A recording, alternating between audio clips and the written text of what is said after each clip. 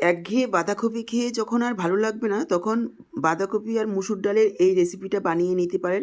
কষা মাংস খাওয়া ভুলে যাবেন, এটা এতটাই টেস্টি আর রান্না করাও একেবারে সহজ। নমস্কার বন্ধুরা, আমি সোমার রান্নাঘরের আরও একটা নতুন পর্বে আপনাদের সবাইকে স্বাগত। আজকে আমি বাঁধাকপি আর মুসুর ডাল দিয়ে একটা রেসিপি আপনাদের সাথে শেয়ার করছি, আর একেবারে সহজ একটা বাঁধাকপির ভাজা রেসিপি আপনাদের সাথে শেয়ার করব। অল্প সময়ে তৈরি করতে পারবেন আর খেতে দুর্দান্ত হয়। বাঁধাকপি ভাজাটা বিশেষ করে রুটি পরোটার সাথে খেতে বেশি ভালো লাগে। তো চলুন দেরি না করে রেসিপিটা দেখে নেওয়া যাক। আজকে দুর্দান্ত স্বাদের বাঁধাকপি মুসুর ডালের রেসিপিটা করার জন্য দেখুন আমি এখানে প্রায় 300 গ্রাম ওয়েটের এক টুকরো বাঁধাকপি এইভাবে ঝিরি করে কেটে রেখেছি। আর তার মধ্যে দিয়ে দিলাম প্রায় 1 চামচ পরিমাণ লবণ দিয়ে এইভাবে চটকে মেখে বাঁধাকপিটাকে সাইডে রেখে দেব মিনিমাম 10 থেকে 15 মিনিট। এতে করে বাঁধাকপিটা অনেকটাই নরম হয়ে যাবে আর জলও ছেড়ে দেবে। এই সময়ে দেখুন এখানে প্রায় 500 গ্রাম পরিমাণ বাঁধাকপি এইভাবে দেখুন কেটে ভালোভাবে ধুয়ে রেখেছি। এবার চলে এসেছি, গ্যাস অন করে কড়াই বসিয়ে দিয়েছি প্রায় 3 টেবিল চামচ পরিমাণ সাদা তেল। ফোড়নে দিয়ে দিলাম হাফ চা চামচ কালো জিরে, আপনারা চাইলে সাদা জিরেও দিতে পারেন। কালো জিরেটা একটু ভাজা হয়ে যাওয়ার পর এখানে আমি যোগ করে দিলাম পেঁয়াজ কুচি। এখানে আমি একটা পেঁয়াজ দিয়েছি মিডিয়াম সাইজের, সাথে দিয়ে দিচ্ছি হাফ ইঞ্চি আদা এভাবে কুচি করে, আর 3টে কাঁচা লঙ্কা দিয়েছি। ঝালটা আপনারা নিজেদের পরিমাণ বুঝে দেবেন। এবারে একটু ভেজে নেব, তবে একেবারে লালচে করে ভাজার প্রয়োজন নেই। হালকা 2 মিনিট মতো গ্যাসের ফ্লেমটাকে মিডিয়ামে রেখে এভাবে নাড়াচাড়া করে ভেজে নিচ্ছি। দেখুন কালারটা যখন এরকম চেঞ্জ হবে, এখানে আমি যোগ করে দিচ্ছি হাফ চা চামচ হলুদ গুঁড়ো, হাফ চা চামচ দিয়ে দিচ্ছি লাল লঙ্কার গুঁড়ো।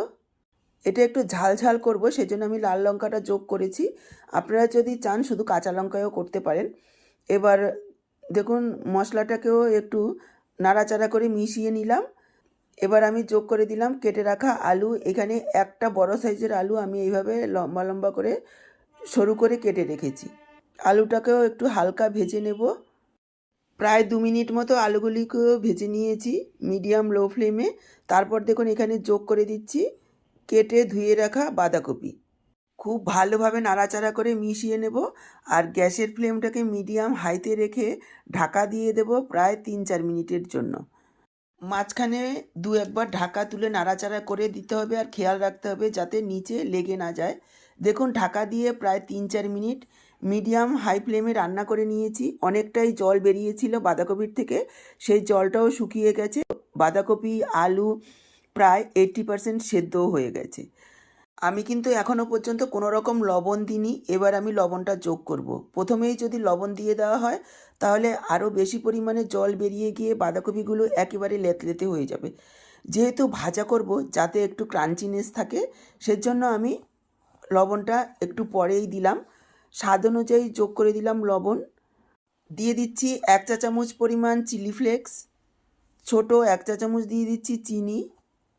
একটু মিষ্টি দিলে খেতে ভালো লাগবে। এবার সব কিছু একসঙ্গে আরও 3-4 মিনিট ভাজা করে নিতে হবে। মশলাগুলো মিশিয়ে নিয়ে এখানে আমি যোগ করে দিলাম মটরশুঁটি। এখানে হাফ কাপের থেকে একটু কম পরিমাণে রয়েছে। মটরশুঁটির পরিমাণটা আপনারা কম বেশি করে নিতে পারেন। এবার নাড়াচাড়া করে মিশিয়ে নিচ্ছি, আর আরও একবার ঢাকা দিয়ে প্রায় 3-4 মিনিট রান্না করে নেব, যাতে মটরশুঁটিগুলিও খুব ভালোভাবে সেদ্ধ হয়ে যায় আর বাঁধাকপি আলুগুলোও খুব ভালোভাবে সেদ্ধ হয়ে যায়। দেখুন ঢাকা দিয়ে প্রায় 3-4 মিনিট রান্না করে নিয়েছি। সব কিছু খুব সুন্দরভাবে সেদ্ধ হয়ে গেছে আর ভাজাও হয়ে গেছে। মাঝখানে 2 বার ঢাকা তুলে আমি নাড়াচাড়া করে দিয়েছি। দেখুন একবার দেখিয়ে দিচ্ছি, মটরশুঁটিগুলো খুব সুন্দরভাবে সেদ্ধ হয়েছে। একেবারে প্রথমে মটরশুঁটিগুলো দেবেন না, তাহলে গলে যাবে, খেতে ভালো লাগবে না। এবার আমি দিয়ে দেবো একটু ধনেপাতা কুচি। আরও একবার সব কিছু মিশিয়ে নেব আর ঢাকা দিয়ে রেখে দেবো 5 মিনিট, যাতে ধনেপাতার গন্ধটা ভালোভাবে মিশে যায়। তারপর সার্ভ করব। এটা গরম ভাতের সাথেও ভালো লাগবে, রুটি পরোটার সাথেও খেতে ভীষণ ভালো লাগবে, আর রান্না করাও একেবারে সহজ। তৈরি হয়ে গেল দুর্দান্ত স্বাদের একটা বাঁধাকপি ভাজার রেসিপি। সবসময় মশলাপাতি একঘেয়ে তরকারি ঘন্ট খেতে ভালো না লাগলে এই রেসিপিটা অবশ্যই ট্রাই করতে পারেন। আশা করি আপনাদের ভীষণ ভালো লাগবে। এই ভিডিওটা দেখে কেমন লাগলো কমেন্ট বক্সে জানাতে ভুলবেন না। ভালো লাগলে ভিডিওটাকে অবশ্যই একটা লাইক করে শেয়ার করে দেবেন। আমার থেকে এইরকমই নতুন রেসিপির আপডেট পাওয়ার জন্য চ্যানেলটাকে সাবস্ক্রাইব করে সাথেই থাকবেন। বাঁধাকপি মুসুর ডালের রেসিপিটা করার জন্য দেখুন আমি এখানে হাফ কাপ পরিমাণ মুসুর ডাল 2-3 বার জল পাল্টে ধুয়ে প্রায় 1 ঘন্টা আগে ভিজিয়ে রেখেছি।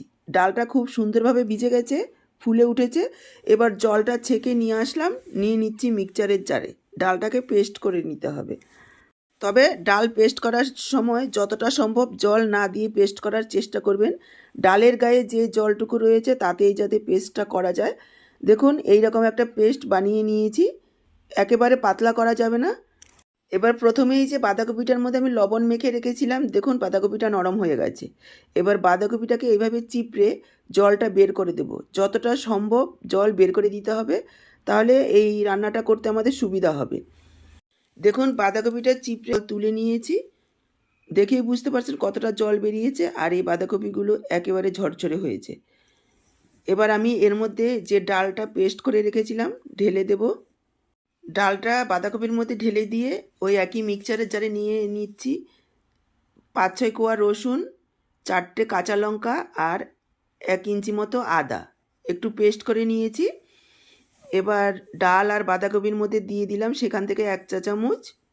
দিয়ে দিচ্ছি একটু কুচনো পেঁয়াজ, মিডিয়াম সাইজের 2টো পেঁয়াজ কুচি দিয়েছি আমি এর মধ্যে। একটু পেঁয়াজের পরিমাণটা বেশি দিলে খেতে ভালো লাগবে। এভাবে হাত দিয়ে একটু ছাড়িয়ে দেব যাতে দলা পাকিয়ে না থাকে। দিয়ে দিচ্ছি পরিমাণ মতো লবণ, দিয়ে দিচ্ছি হাফ চা চামচ হলুদ গুঁড়ো, হাফ চা চামচ লাল লঙ্কার গুঁড়ো, দিয়ে দিচ্ছি কিছুটা ধনেপাতা কুচি। এবার সব কিছু খুব ভালোভাবে মেখে নেব। এবার এখানে একটা টিপস হচ্ছে, যদি ডাল বাটাটা পাতলা হয়ে যায় আর অনেক সময় বাঁধাকপি একটু বেশি হয়ে গেল, ডাল বাটাটা কম হয়ে গেল, তখন এখানে একটু বেসন দিয়ে অ্যাডজাস্ট করে নেবেন পরিমাণ মতো। কেননা এটা আমরা বাঁধাকপি আর মসুর ডাল দিয়ে কোপ্তা তৈরি করব। এবার যদি কোনো রকমে বাইন্ডিংটা খুলে যায় তাহলে কিন্তু হবে না। সেই বাইন্ডিংটা যাতে খুব ভালোভাবে হয় বা ঠিকঠাক হয়, সেজন্য বেসনটা দিয়ে অ্যাডজাস্ট করে নিতে হবে। এখানে আমার প্রয়োজন হচ্ছে না, আপনাদের যদি প্রয়োজন হয় তাহলে একটু বেসন যোগ করে দেবেন। তবে যতটা সম্ভব চেষ্টা করবেন না দেওয়ারই, কেননা শুধু ডাল দিয়ে করলে যেই টেস্টটা পাবেন, বেসন যোগ করলে কিন্তু সেই টেস্টটা পাওয়া যাবে না। সে কারণেই যতটা সম্ভব না দেওয়ার চেষ্টা করবেন। প্রথমেই ডালটা একটু বেশি পরিমাণে ভিজিয়ে দেবেন যতটা বাঁধাকপি নেবেন। আর যদি একান্ত বাঁধাকপির মধ্যে বেসন দিতেই হয় তাহলে যতটা প্রয়োজন ঠিক ততটাই দেবেন, খুব বেশি পরিমাণে দেবেন না, তাহলে শক্ত হয়ে যাবে, ভেতর পর্যন্ত খুব ভালোভাবে ভাজা হবে না। আর আমরা যখন গ্রেভিটা তৈরি করব তখন ঝোলটাও ভেতরে ঢুকবে না, আর খেতেও ভালো লাগবে না। একটু ফাঁপা বা মুচমুচে হলে খেতে বেশি ভালো হয়। বাইন্ডিংটা এইভাবে তৈরি করে নিতে হবে যাতে তেলে দিলে ছেড়ে না যায়। দেখুন আমি এদিকে কিছুটা তেল গরম করে নিয়েছি, আর এইভাবে মিডিয়াম সাইজের করে আমি বড়ার সাইজের করে দিয়ে দিচ্ছি, একটু চ্যাপটা করে। আপনারা চাইলে গোল গোলও দিতে পারেন, তবে এইভাবে চ্যাপটা করে দিলে ভেতর পর্যন্ত খুব ভালোভাবে ভাজা হয়, আর অল্প তেলেও আপনি ভাজতে পারবেন। তেলটাকে হাই হিটে খুব ভালোভাবে গরম করে নেবেন। তারপর যখন এই বড়াগুলো দেবেন তখন গ্যাসের ফ্লেমটাকে মিডিয়াম লোতে রেখে বড়াগুলো দিয়ে নেবেন। তারপর মিডিয়াম ফ্লেমে রেখে বড়াগুলোকে ভাজবেন। গ্যাসের ফ্লেমটাকে মিডিয়ামে রেখেই ভাজতে হবে। খুব বেশি হাই ফ্লেমে ভাজলে উপরে কালার চলে আসবে, ভেতর পর্যন্ত ভালোভাবে ভাজা হবে না। আর খুব বেশি লো ফ্লেমে ভাজলে তেল টেনে নেবে, সময়ও বেশি লাগবে।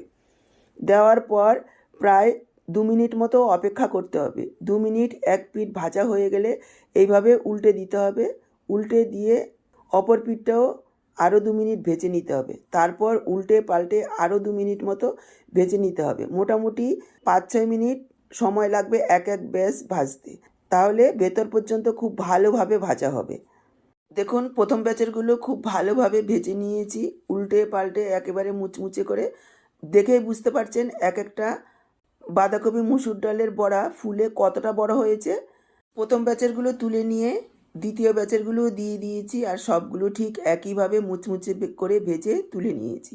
দেখেই বুঝতে পারছেন এটা গরম গরম শুধু খেতেও ভীষণ ভালো লাগবে। সন্ধেবেলা চায়ের সাথেও খেতে পারেন, গরম ভাতে প্রথম পাতে, অথবা ঝোল করেও খেতে পারেন। এবার আমি কড়াতে যতটা তেল ছিল কমিয়ে নিয়েছি, প্রায় 3 টেবিল চামচ পরিমাণ তেল রেখে দিয়েছি। এবার ফোড়নে দিয়ে দিলাম ছোট 2 টুকরো দারচিনি আর 2টো এলাচ, দিয়ে দিচ্ছি হাফ চা চামচ সাদা জিরে। লো ফ্লেমে কয়েক সেকেন্ডের জন্য ভেজে নেব। ফোড়নের সুন্দর একটা গন্ধ বের হলে আমি এখানে যোগ করে দিচ্ছি পেঁয়াজ কুচি। এখানে একটা মিডিয়াম সাইজের পেঁয়াজ দিয়েছি। আমি সবগুলো বড়া ঝোল করব না, অর্ধেকটা ঝোল করব আর অর্ধেকটা এইভাবে ভাজা খাবে। আর এইভাবে বড়া ভাজতে গেলে বাচ্চারা যদি ঘরে থাকে তুলে তুলে তো কয়েকটা খেয়েই নেবে। পেঁয়াজটাকে হালকা ভেজে নেওয়ার পর এখানে আমি যোগ করে দিলাম আদা, কাঁচা লঙ্কা, রসুনের যে পেস্টটা তৈরি করেছিলাম সেটা। এবার কাঁচা গন্ধ যাওয়া পর্যন্ত একটু ভেজে নেব। আদা রসুনের পেস্টটাকে কাঁচা গন্ধ যাওয়া পর্যন্ত ভেজে নিয়েছি। এবার আমি যোগ করে দেব টমেটো। এখানে একটা টমেটো আমি এইভাবে ছোট ছোট করে টুকরো করে কেটে দিয়েছি। টমেটোটাকেও 1 মিনিট মতো একটু নাড়াচাড়া করে নেব। টমেটোটাকে 1 মিনিট মতো একটু নাড়াচাড়া করে নেওয়ার পর এখানে আমি যোগ করে দিচ্ছি হাফ চা চামচ হলুদ গুঁড়ো, হাফ চা চামচ ধনের গুঁড়ো, হাফ চা চামচ জিরের গুঁড়ো, হাফ চা চামচ দিয়ে দিচ্ছি লাল লঙ্কার গুঁড়ো আর হাফ চা চামচ কাশ্মীরি লাল লঙ্কার গুঁড়ো। কাশ্মীরি লাল লঙ্কার গুঁড়োটা পুরোপুরি অপশনাল, আপনারা চাইলে নাও দিতে পারেন। আমি কালারটাকে সুন্দর করার জন্য দিয়েছি, এতে স্বাদের কোনো পরিবর্তন হবে না। দিয়ে দিলাম হাফ চা চামচ গরম মশলার গুঁড়ো। এবার পুরো মশলাটাকে কষিয়ে নেব প্রায় 3-4 মিনিট সময় নিয়ে। নাড়াচাড়া করে নিয়ে এখানে আমি যোগ করে দিচ্ছি একটু জল, যাতে মশলাটা না পুড়ে যায়। দিয়ে দিচ্ছি পরিমাণ মতো লবণ। আরও একবার খুব ভালোভাবে মিশিয়ে নিয়ে ঢাকা দিয়ে দেব। ঢাকা দিয়ে প্রায় 3-4 মিনিট মশলাটাকে কষিয়ে নিতে হবে। দেখুন, ঢাকা দিয়ে প্রায় 3-4 মিনিট মশলাটাকে কষিয়ে নিয়েছি। মশলা খুব সুন্দরভাবে তেল ছেড়ে দিয়েছে। এবার আমি যোগ করে দেব জল। জলের পরিমাণ একটু বেশিই দিতে হবে যতটা ঝোল রাখবেন, আর অবশ্যই গরম জল যোগ করবেন, এতে স্বাদটা ভালো হবে, রান্নাটাও তাড়াতাড়ি হবে। যেহেতু কোপ্তা, ঝোল কিন্তু অনেকটাই টেনে নেবে। জলটা দেওয়ার পর খুব ভালোভাবে মিশিয়ে নিয়ে 2-3 মিনিট একটু ফুটিয়ে নেব। তারপর এখানে আমি যোগ করে দিচ্ছি ভেজে রাখা কোপ্তাগুলো। এবার ঢাকা দিয়ে প্রায় 4-5 মিনিট মিডিয়াম লো ফ্লেমে রান্না করে নেব। দেখুন, ঢাকা দিয়ে 4-5 মিনিট রান্না করে নিয়েছি। অনেকটাই কিন্তু ঝোল টেনে নিয়েছে। ঠান্ডা হওয়ার সাথে সাথে আরও একটু শুকনো হয়ে যাবে। এখানে আমি যোগ করে দিলাম ছোট 1 চা চামচ ঘি। আপনারা গরম মশলাটা আমি দিচ্ছি না, যেহেতু মশলার সাথে দিয়ে দিয়েছি। আর এখানে আমি যোগ করে দিলাম একটু ধনেপাতা কুচি। মিশিয়ে নেব আর গ্যাসটাকে অফ করে ঢেকে রেখে দেব 5 মিনিট, যাতে সব কিছু খুব সুন্দরভাবে সেট হয়ে যায়। দেখুন, একটা কেটে দেখিয়ে দিচ্ছি কতটা নরম তুলতুলে হয়েছে, অথচ গোটা রয়েছে। খেতেও অসাধারণ হয়। ঘরে যখন মাছ মাংস কিছুই থাকবে না, এই রেসিপিটা অবশ্যই বানিয়ে নিতে পারেন। ঘরের সবাই ছোট থেকে বড় চেটেপুটে খেয়ে নেবে।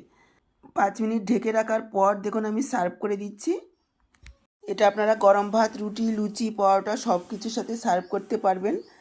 আজকের পুরো ভিডিওটা দেখে কেমন লাগলো কমেন্ট বক্সে জানাতে ভুলবেন না। ভালো লাগলে অবশ্যই একটা লাইক করে শেয়ার করে দেবেন। ফেসবুক থেকে ভিডিওটা দেখে থাকলে সোমার রান্নাঘর পেজটাকে ফলো করার অনুরোধ রইল। আজকে এই পর্যন্ত, আবার চলে আসবো এরকমই নতুন কোনো রেসিপির সাথে। সবাই ভালো থাকুন, সুস্থ থাকুন। আপনাদের সবার সুস্থতা কামনা করে এখানেই শেষ করছি। সবাইকে অসংখ্য ধন্যবাদ।